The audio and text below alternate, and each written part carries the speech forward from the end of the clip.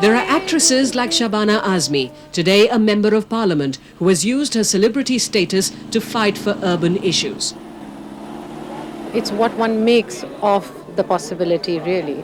But I do hope that, although I believe that I do not have any magic wand with which things are going to just happen the way I want them to, at least I hope to make a really concerted effort. Fashion is her forte. Still in her 20s, Ritu Berry has carved a niche for herself in the world of haute couture. Ritu Berry is today considered one of India's leading designers.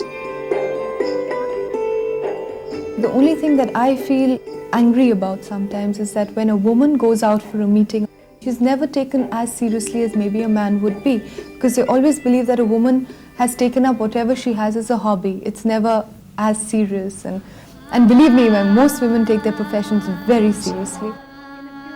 Arundhati Roy is only 37, and with her debut book, written in English, The God of Small Things, she has become an international celebrity, winning the 1997 Booker Prize. Architect, screenwriter, and now author, Arundhati Roy symbolizes the contemporary urban Indian woman who has arrived.